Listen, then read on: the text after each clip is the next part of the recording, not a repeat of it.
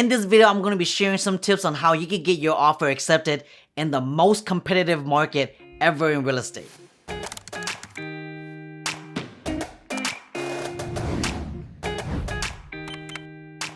So the first step to making your offer a lot stronger is making sure that you know exactly what the home is worth. I see so many people make this mistake to where they send in an offer just based off of how they feel the home is worth or what the seller is strictly asking for. And sometimes sellers don't know what the home is worth. So this is when you talk to your agent to make sure they do their proper due diligence on the property to see how much the home is actually worth. Because what if there's competition?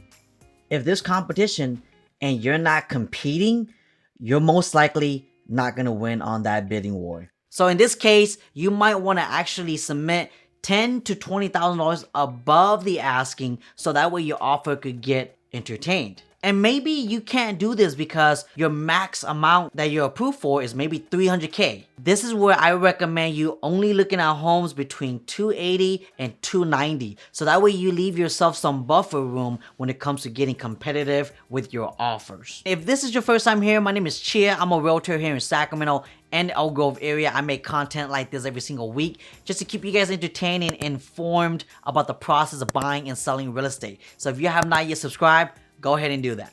Make sure you stick until the end of this video where I share a bonus tip on how you can make your offer super aggressive if everything else fails. The next strategy you might want to consider doing is increasing that deposit of yours. The normal deposit that a lot of average buyers will put on their offer is 1% of the purchase price. But in a competitive market, you want to actually increase that and don't abide by the general rule of thumb. And this is what I see a lot of average buyers do is they get super afraid to increase the deposit because they think if they don't get the home, that deposit is gone. This is not true because the deposit is just you basically promising the seller that you're going to do everything within your power to buy the home from them. Because there's contingencies in place like your inspections, your appraisals, and your loan.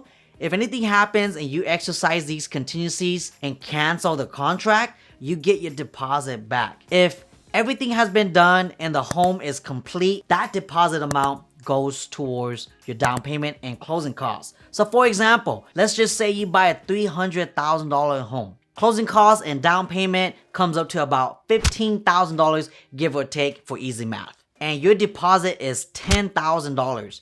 If everything goes smoothly, by the time you reach the closing table, you would only need to bring in $5,000, not an additional $15,000, totaling your net cost to $25,000. That's not how it works. If everything goes smoothly, that $10,000 deposit gets applied to your closing costs. So you have nothing to lose. And speaking about contingencies, the next tip you might want to implement is maybe shortening the timeline of these contingencies. Like I mentioned before, you have 3 contingencies: the inspections, the appraisals, and the loan. General rule of thumb for inspections and appraisal is 17 days after they accept your offer. And for loan, it's 21 days after they accept your offer.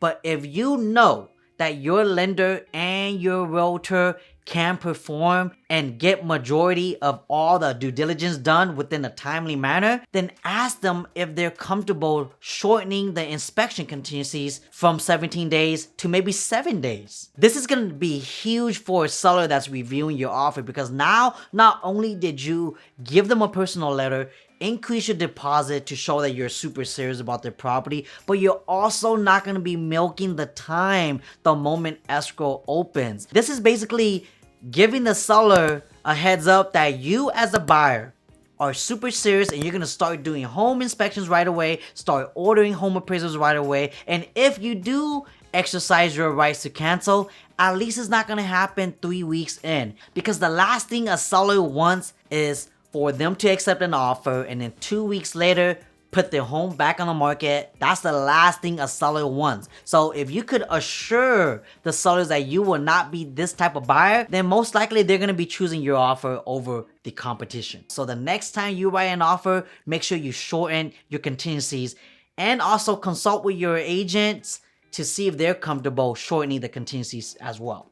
Next step you might want to consider is writing a personal cover letter to the owners of that home.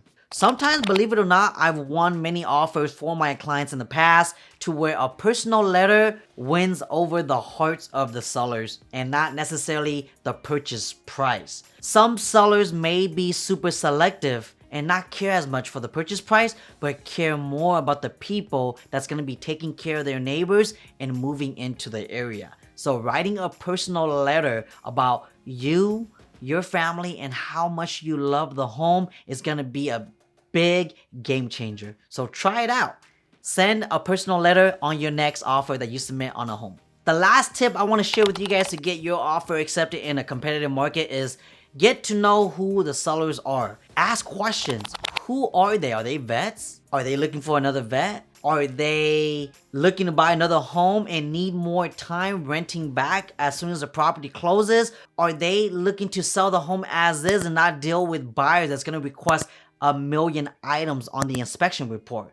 Because if so, catering towards a seller's need to win the bidding, again, at the end of the day, a seller wants to just sell their home and not put it back on the market. Because of this, you might want to consider having your agent do some homework on the owners to find out exactly what they're looking for. If they're looking for a fast close, maybe shorten your escrow days from 30 days to like 21 days if your lender and agent is comfortable with that. Now for the bonus tip. If everything fails, you might want to consider this aggressive tip to make your offer stand out from the rest. You might want to consider buying the home as is and making sure that your agent writes that into the contract. Now, be warned, if you do this, for whatever reason, if any big issues occur during the home inspection reports, sellers will not be doing any repairs or crediting anything towards